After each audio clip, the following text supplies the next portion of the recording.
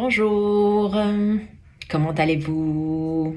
Donc, aujourd'hui, j'aimerais qu'on parle de confiance en soi. Je vous offre mon expérience depuis plusieurs années.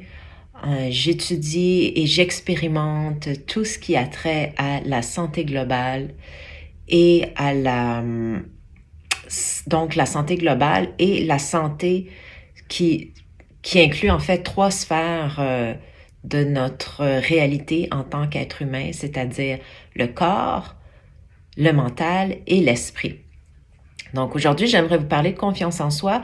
Pourquoi? Parce que je pense que dans le domaine dans lequel je suis, c'est-à-dire en cosmétique, c'est important pour moi d'aider à conscientiser les gens sur c'est quoi la beauté, c'est quoi l'importance de prendre soin de soi, pourquoi on le ferait et comment se percevoir de façon positive. C'est pour moi un devoir d'en discuter, de par mon cheminement, de parce que j'ai mes intérêts, c'est-à-dire la beauté et la santé, et parce que j'ai à cœur votre bien-être. La confiance en soi, c'est comment on se sent par rapport à nous-mêmes et par rapport aux autres. L'énergie qu'on a, la confiance en soi, c'est beaucoup lié à l'énergie vitale qu'on a pour à tous les jours réaliser nos objectifs et à plus long terme réaliser nos rêves. On a tous besoin de confiance en soi et on manque tous et toutes de confiance en soi aussi. Et la confiance en soi, en fait, c'est vraiment à la base, le plus important, c'est s'aimer soi-même, avoir confiance en nous-mêmes, s'aimer nous-mêmes pour vivre pleinement cette vie avec avec une certaine sérénité et aussi avec le maximum de joie si l'on veut. C'est-à-dire que quand on s'aime et on n'est pas en jugement constant par rapport à nous-mêmes, eh bien, on vit notre vie de façon beaucoup plus agréable. On vit une vie plus remplie de bonheur et de bien-être. Et je pense que c'est l'idée pour tout le monde. C'est le but ultime, c'est d'avoir une vie qui qui nous plaît, qui est intéressante, qui va nous rendre heureux, heureuses, et puis qui va faire en sorte que ça a un sens. Hein? On est là pour pas très longtemps sur cette planète, donc on se dit, je veux en profiter pleinement. Donc, on veut avoir cette confiance en soi. Comment l'atteindre, cette confiance en soi qui est intimement liée à l'amour de soi? C'est à travers la connaissance de soi. Quand on se connaît, on va prendre des meilleures décisions qui nous ressemblent plus et qui nous font plus plaisir, hein, pour trouver un mot. Peut-être plaisir, c'est un mot un peu simple, mais qui vont nous amener sur le chemin, une action après l'autre, une décision après l'autre, le chemin qui est supposé être le nôtre pour réussir notre vie à notre façon, une vie qui nous appartient avec nos propres décisions. Dans tout ça, je vous parle, mais j'aimerais quand même vraiment mettre les points sur les i, c'est que les décisions, il y en aura toujours des mauvaises, il y aura toujours ce qu'on appelle des échecs où on ne réussit pas ce qu'on a commencé à entreprendre, ce qu'on aimerait entreprendre, on laisse tomber. On a des mauvaises journées, des mauvais jours, on a des moments où ça va pas bien et ça, c'est normal. Il faut faire la paix avec ce concept de OK, je vais mettre des efforts sur ma santé globale et tout va bien aller. Ce n'est pas vrai. La santé globale, c'est pour moi, le plus important, le focus que l'on doit avoir en tant qu'être humain et qui est le plus important pour mener une belle vie remplie, spéciale, qui nous appartient, qui est excitante et qui a des répercussions positives aussi sur les autres. Mais c'est un effort que l'on se doit.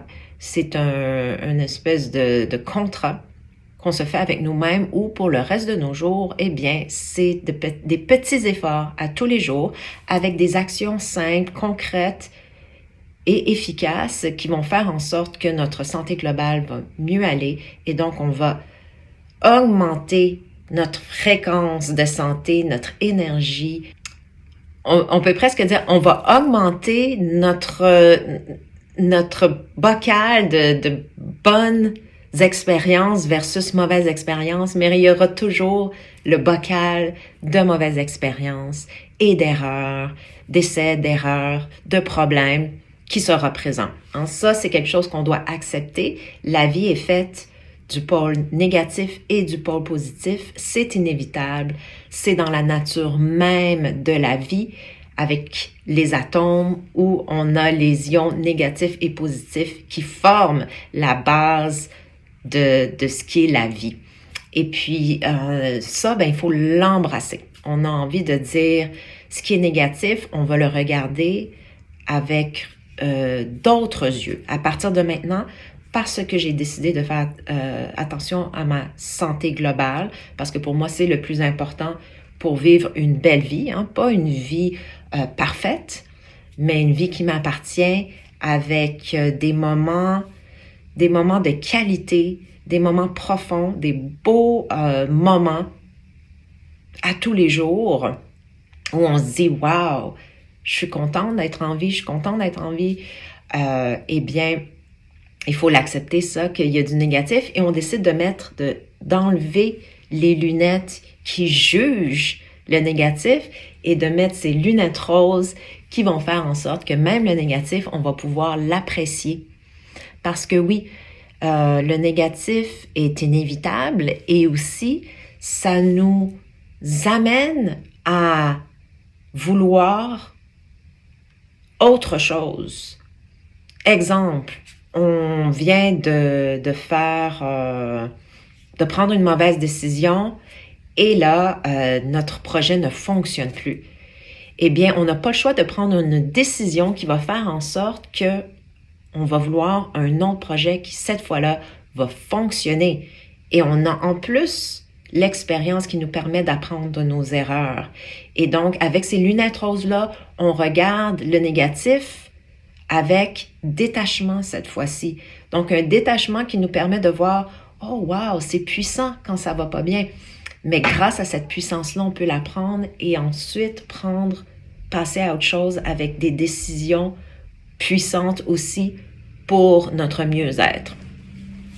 Donc, la santé globale, ça comprend 3 niveaux. Le physique, le mental et la santé du cœur. Extrêmement importante et souvent celle qui est laissée pour compte. Dès notre tendre enfance et dans le système d'éducation, la santé du cœur n'est pas trop prise en compte. Mais aujourd'hui, j'aimerais parler du premier niveau. Hein, il n'y a pas de niveau plus bas jusqu'à plus haut, même si on a tendance à dire corps, mental et esprit ou cœur.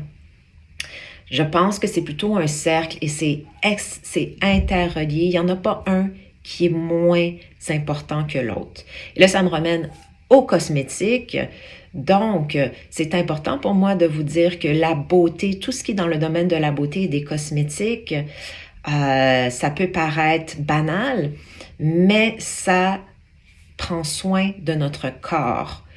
Et avec en prenant des décisions plus conscientisées, c'est-à-dire de savoir qu'il y a des produits qui sont naturels et meilleurs pour notre peau, par exemple pour nos cheveux, mais aussi des produits qui sont mieux pour notre santé, pour de la peau, avec les vêtements, hein, les vêtements qui touchent la peau, mais les vêtements aussi qui vont être faits de matières plus naturelles et donc qui vont avoir un meilleur impact sur la santé de la planète. Les produits ménagers, même les meubles. Comment sont faits les meubles? On peut retrouver des produits toxiques dans les meubles, dans tout ce qui nous entoure, la peinture sur les murs.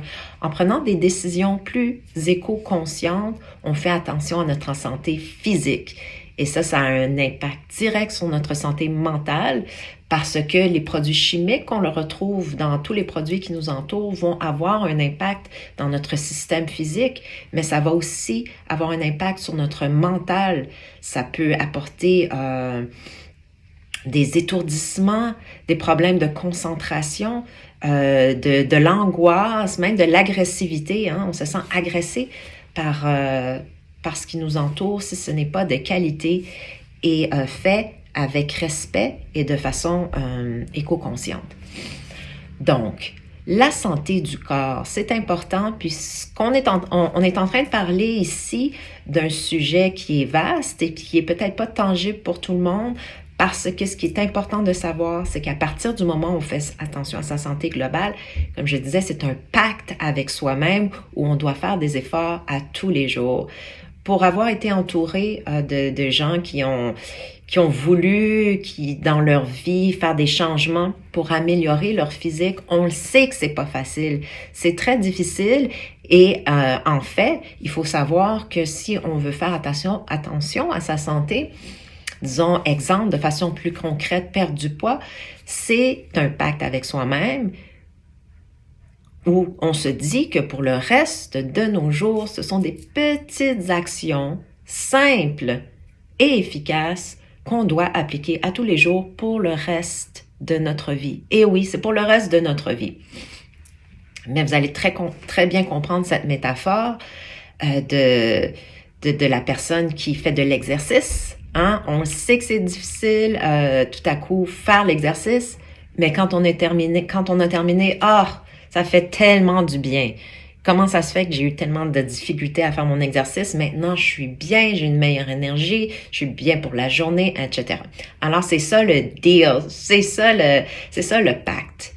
Il y a un effort, mais il y a des récompenses. Il y a une récompense à la fin. Et puis là, c'est pas, je veux pas m'attarder sur toute cette idée de perdre du poids, par exemple, l'exemple que je viens de donner, perdre du poids, parce que pour moi, ce n'est pas, je trouve, le focus que l'on devrait avoir quand on veut, par exemple, perdre du poids. On doit vraiment prendre en compte les 3 sphères qui font de nous qui nous sommes, les êtres humains, c'est-à-dire les trois paliers de notre être, le physique, le mental, très important, et le cœur. Mais tout de même, je veux vous donner des petits trucs simples et efficaces, des astuces pour prendre soin. C'est quoi prendre soin? Avoir une santé du corps optimale. Premièrement, il faut bouger. Il faut bouger, mais là, j'aimerais qu'on voit ça différemment de ce qu'on nous apprend toujours, c'est-à-dire bouger, faire de l'exercice 1 heure par jour, 4-5 fois par jour. Ça, c'est beaucoup. Personnellement, je suis quelqu'un qui est en forme, qui a toujours bougé, qui a toujours fait beaucoup de sport. Mais à mon âge, rendu où je suis, faire du sport 1 heure par jour, 4-5 fois par semaine, en plus avec mes tâches de travail et mes enfants, c'est pas possible, c'est pas réaliste, ça me décourage. Alors, bouger tous les jours, ça veut dire plusieurs choses et ça doit être adapté à votre style de vie. Même bouger 5 minutes par jour, ça fait une différence. Ça fait une différence au niveau physique, au niveau mental et au niveau du cœur. On est fier de soi. On a fait notre effort de la journée. Alors, au lieu de penser, disons, 4 heures par semaine, on peut penser 5-10 minutes par jour, à tous les jours, ou pendant la semaine. On se fait notre propre horaire, mais on apprend à se connaître nous-mêmes, notre physique, et on applique des exercices à tous les jours. Le plus simple, si l'on veut, c'est la marche. Essayez de marcher plus. Trouver une routine dans la journée où on a des tâches à accomplir, par exemple faire l'épicerie, aller au travail, tout ça, et incorporer le fait de bouger et de faire de l'exercice en même temps. Marcher pour aller faire ses courses, peut-être qu'au travail, on a des escaliers, prendre les escaliers, etc. Un exercice que j'aime beaucoup et que j'incorpore à tous les jours parce que ça a un super bel impact sur notre santé physique, mais aussi qui est encore plus que ça, c'est un impact encore plus grand, ce sont les étirements. Et ça, on est tous capables. Moi, je suis la personne la moins flexible au monde, mais malgré tout, on est tous capables de faire des étirements. Et les étirements, qui sont un peu la version très simplifiée du yoga, ça a vraiment, vraiment, vraiment un impact très, très positif sur notre santé globale. C'est super important de s'étirer à tous les jours. Quelques petits mouvements, 5 minutes où on bouge de différentes façons, on s'étire, on va toucher les pieds, on fait ça comme ça. Et ça nous reconnecte tellement avec nous-mêmes. Hein? On parlait au début de cette vidéo, comment la connaissance de soi. La connaissance de soi, ça part avec l'idée de se reconnecter à soi-même. Et faire les étirements nous reconnecte à nous-mêmes très rapidement et de façon très concrète. On est plus en relation avec notre corps, on sait où sont les tensions, comment les défaire, notre mouvement, notre rythme, notre style aussi, hein, notre style. En découvrant nos propres étirements, on découvre notre style. Est-ce qu'on aime ça plus rapide, plus lent? Et puis, on bouge là-dedans. On peut incorporer dans les étirements presque de la danse. Et la danse, c'est universel. Ça mélange à la fois l'exercice, les étirements et s'amuser, la joie de vivre. Alors, en même temps qu'on fait nos étirements, pourquoi ne pas mettre notre musique préférée et bouger de façon un peu plus artistique? Et donc ça, c'est très, très important. L'exercice à tous les jours, bouger, même de façon très simple, se reconnecter avec notre corps, c'est à la base. Mais ce n'est pas tout. L'exercice, c'est vraiment une petite partie de prendre soin de son corps. Une autre partie, c'est l'alimentation. Et moi, avant, dans ma vingtaine, je croyais être en santé parce que j'étais mince, je faisais beaucoup d'exercices, je bougeais tout le temps, j'avais de l'énergie, etc. Mais je n'étais pas en santé vraiment. Et c'est vers la fin de ma vingtaine où je m'en suis rendu compte, où là, il y a eu d'autres...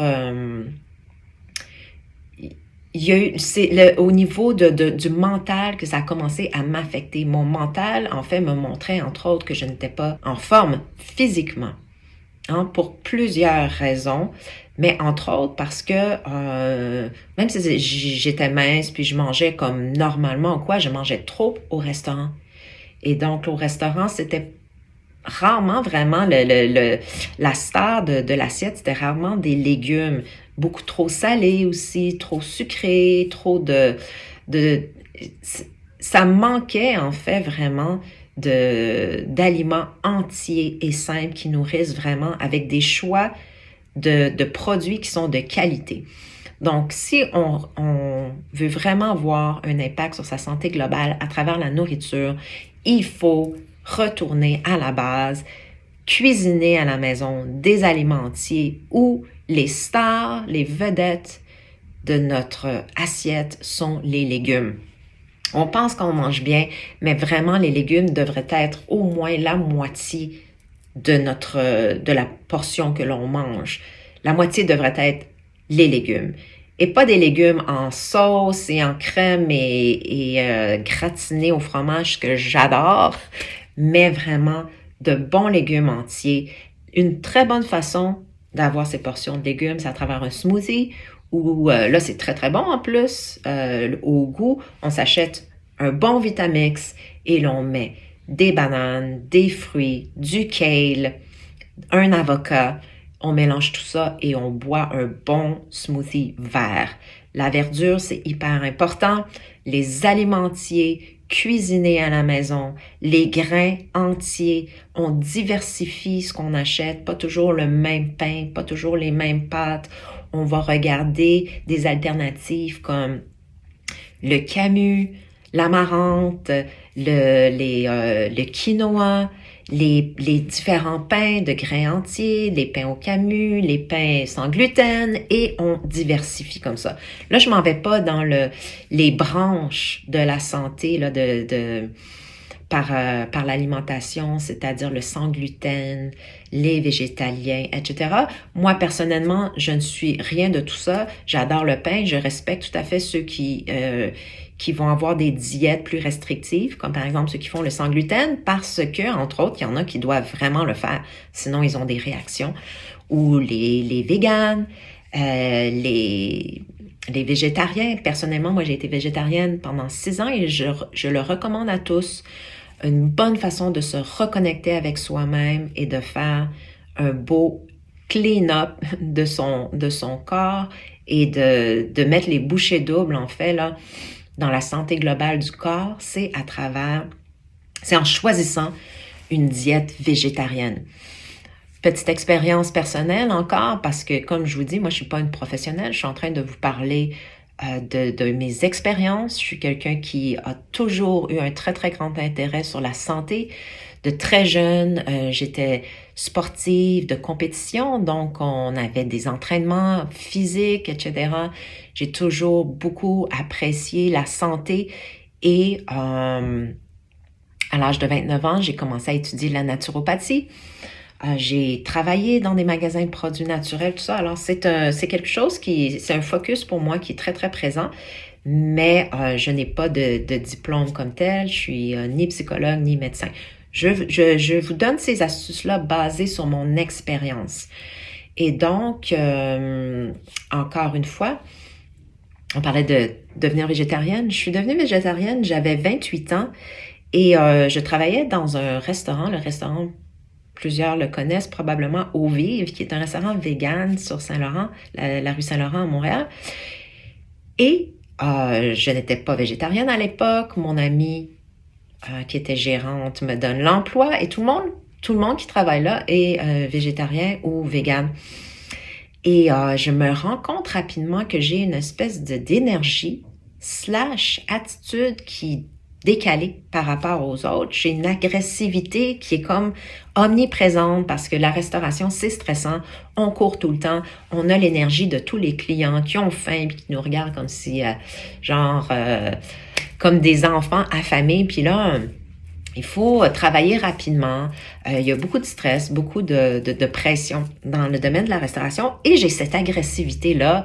Je trouve ça énervant. Quand il y a des erreurs, je commence à sacrer, là, je me dis, dépêchez-vous plus vite. Hein? Puis les gens autour de moi ne sont pas comme ça. Et j'ai eu un déclic, je me suis dit, OK, je pense que cette agressivité-là est peut-être pas nécessaire. La preuve, les gens autour de moi fonctionnent très bien et ils n'ont pas ce stress constant, cette angoisse que j'ai et que je projette sur les autres. Et je me suis tapée sur les nerfs moi-même, finalement. J'ai décidé de devenir végétarienne. Et ça a duré 6 ans. 3 ans, ensuite 3 ans un peu plus tard, après que j'ai eu mes 2 enfants. Et ça a changé radicalement mon attitude. Ça a changé, en fait, radicalement mon énergie. Et je vous dis ça, personnellement, maintenant, je mange de la viande. Je suis pas en train de faire un manifeste pour devenir végétarien du tout. En fait, comme je vous dis, je mange de la viande. Mais c'est important, je pense, de même avoir cette expérience-là, de couper dans la viande ou au moins de diminuer la viande de façon radicale. Pourquoi? Parce que à l'époque où l'on vit, la façon dont les animaux sont traités pour subvenir à nos besoins, c'est-à-dire pour qu'on puisse les consommer, les manger, c'est pas optimal. Et les animaux absorbent cette énergie, ils ont en eux cette énergie de peur qu'ils subissent dans les abattoirs, dans les différents abattoirs, les endroits où on les élève pour ensuite les tuer et qu'on puisse les consommer. Et cette énergie-là, hein, l'énergie ne se perd jamais. Et rien ne se perd, rien ne se crée. L'énergie reste toujours dans notre univers et elle ne disparaît pas. Et l'énergie de l'animal, une fois mort, ne disparaît pas de l'animal. Et nous, on absorbe ça. Alors là, il y en a peut-être qui ne seront pas d'accord.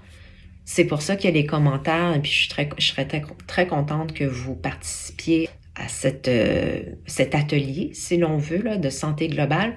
Et donc, cette énergie qui est absorbée par l'animal avant de mourir et qui ne peut pas être perdue, parce que rien ne se perd, rien ne se crée dans notre univers, l'énergie est toujours en constante transformation et passation d'une molécule à l'autre, d'un atome à l'autre, et ça reste.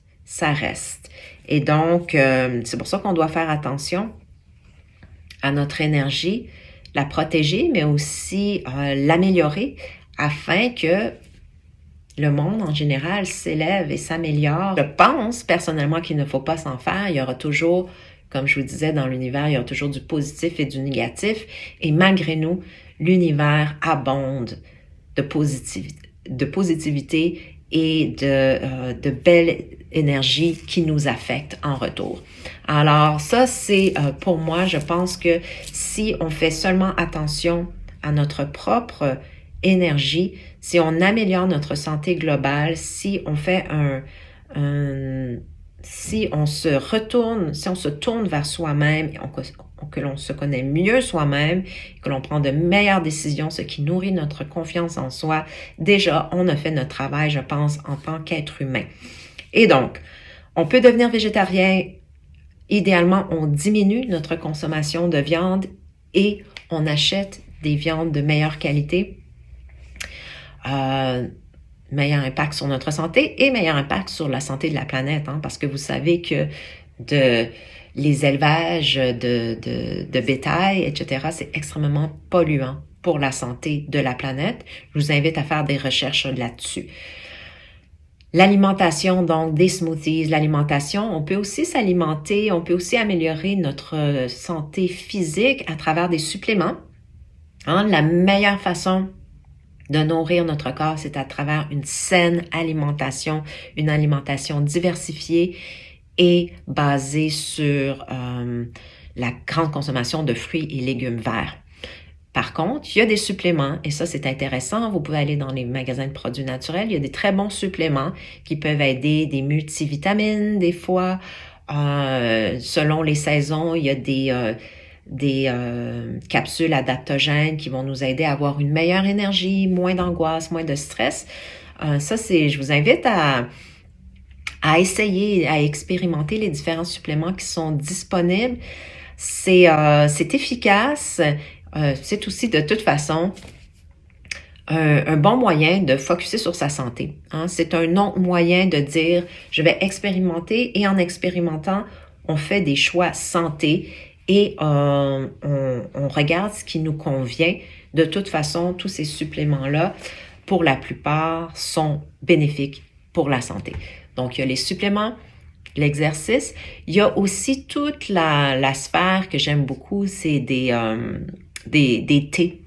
Les thés, les tisanes qui sont très, très bonnes pour la santé du corps. Hein? Des tisanes comme par exemple le rooibos qui contient énormément de fer, la camomille qui est très calmante, qui est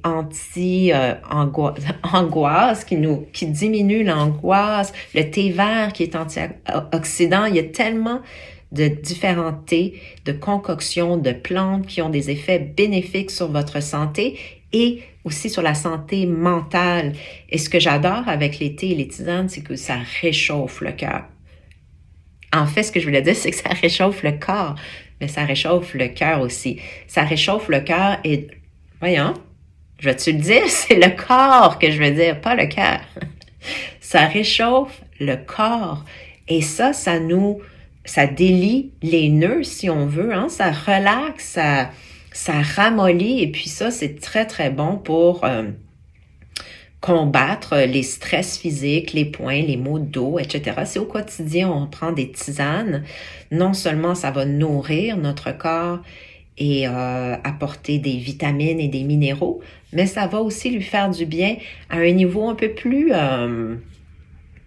subtil, c'est-à-dire un élément anti-stress pour le corps. Alors ça, c'est très important. Sinon, pour le corps, je vous suggère aussi des thérapies comme pour faire du bien, pour améliorer la santé de votre corps, qui absorbe les stress environnement, qui absorbe les stress au travail, depuis l'enfance, des mauvaises expériences, des coups durs qu'on a eus, hein, ça se loge carrément dans notre physique et ça peut nous rendre malades. Alors, il y a des très, très bonnes façons de dénouer ces traumas, ces stress qui se logent dans le corps à travers des thérapies comme la massothérapie, les massages. Ça fait extrêmement du bien si vous pouvez vous payer des massages, même une fois par mois. C'est très, très bénéfique pour la santé du corps qui va avoir une répercussion sur votre santé globale. L'ostéopathie, l'acupuncture. Alors, toutes ces médecines alternatives qui vont faire en sorte que le corps se sent mieux. Hein. Si on a des petits malaises, traitez-les tout de suite. Traitez-les tout de suite. Prenez ça en main, même la physiothérapie. Disons, exemple, vous avez un stress sur le genou. N'attendez pas. Faites-le tout de suite. Puis avec le physiothérapeute, avec vos différents thérapeutes comme l'acupuncteur, etc., ils vont en plus souvent vous donner des petits trucs pour continuer à garder la santé de votre corps. C'est-à-dire qu'avec un physiothérapeute, si vous avez mal au dos, il va vous dire, fais ces 3 exercices-là quotidiennement et puis tu vas être en mesure ensuite de garder, tu ne seras pas obligé de revenir me voir. Finalement, c'est ça que ça veut dire. Si tu fais ces 3 petits exercices que je te donne par jour, ton dos devrait rester stable et en santé ou au moins ne pas dégrader. Donc, ça vaut la peine. Ça, ce sont les petits exercices physiques qu'on peut incorporer dans notre routine de 5 minutes. Alors, n'ayez pas peur d'aller voir des centres de médecine alternative, des centres de bien-être où l'on peut vraiment détendre son corps et être plus en contact avec soi-même, être mieux connecté avec soi-même, et ça encourage. Parce que des fois, on pense on va traîner un mal de cou ou de dos pendant plusieurs mois. N'attendez pas parce que ça peut se dégrader encore plus. Puis on est rendu à 60, 70 ans. Et là, c'est comme encore plus difficile de se débarrasser de ces malaises-là qui se sont logés dans notre corps. Alors, agissez tout de suite. C'est excellent. Ce n'est pas miracle, mais c'est encore une autre façon de prendre soin de soi et notre corps va, en retour, nous remercier en se sentant beaucoup mieux. Un dernier volet que j'aimerais ajouter pour ce qui est de la santé du corps, c'est le yoga. Le yoga, c'est, selon moi, un exercice qui devrait être pratiqué par tout le monde. J'adore le yoga, vous l'aurez bien compris. J'en fais, ça fait plus de 20 ans. Et le yoga, c'est bon pour tous et toutes. Ce n'est pas vrai que si l'on manque de flexibilité, si l'on n'est pas en forme, on ne peut pas faire du yoga. Le yoga, c'est demandant, mais il y a toutes sortes de yoga. Vous pouvez aller en salle, il y a des yogas doux, il y a des yogas qui sont par terre, disons, il y a des yogas pour les femmes enceintes, il y a des yogas pour des gens qui sont blessés, même ceux qui sont blessés au dos, il y a des façons, il y a des postures de yoga à faire. Personnellement, j'ai une routine complète de yoga qui dure à peu près 40 minutes. Mais dans une journée, je peux faire une pause, 2 pauses, et déjà ça dénoue les nœuds, ça fait du bien, ça tonifie le corps. Mais le yoga, c'est beaucoup plus que ça. C'est de dépasser les contradictions, les contrariétés de la journée et d'en ressortir libre. Libre de tous nos... libre de notre lunette qui voit les choses de façon négative, avec du jugement, avec des frustrations, avec la tristesse. C'est d'enlever ces lunettes-là et de mettre nos lunettes roses et de dire on s'élève au-dessus de tous ces problèmes-là, on se détache et on essaie de comprendre et d'embrasser la complexité de notre vie. C'est ça le yoga. Une routine de yoga tous les jours, ça élève l'esprit, ça fait du bien au corps, au mental et au cœur. Alors, on parlait ici du volet physique de la santé globale. Le yoga, j'aime bien terminer avec mon expérience du yoga et puis mon encouragement envers vous de faire du yoga. C'est vraiment un exercice complet qui peut être simple et efficace selon les efforts que vous êtes capable de mettre, mais qui sont vraiment à la disposition de tous. C'est une discipline qui est accessible à tous. Renseignez-vous encore une fois.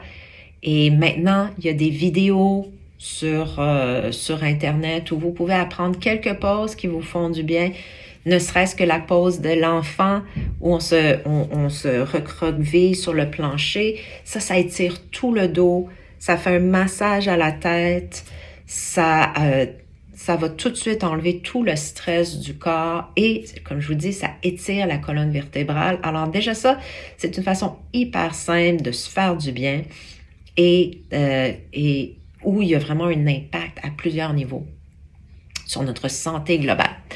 Alors voilà, la prochaine vidéo, ce sera sur la santé de l'intellect et la santé mentale. La santé qui se passe ici et qui est très intense. C'est vraiment la santé de l'intellect, c'est hyper important parce que dans la société dans laquelle on vit, on met beaucoup d'emphase sur le développement de l'intellect, mais on oublie les deux autres volets. Et donc, il s'en passe un petit peu trop de choses ici et c'est souvent là que les problèmes naissent. Et c'est souvent à partir de notre intellect que notre vitalité, notre enthousiasme, notre bien-être et notre joie de vivre va être affecté de façon négative, malheureusement, parce que notre intellect est très bouillonnant d'activité et c'est pas nécessairement toujours positif. Donc, on se donne rendez-vous pour cette prochaine vidéo. Et en attendant, ben, je vous souhaite de faire attention à vous, à votre santé, et je vous souhaite une très, très belle journée.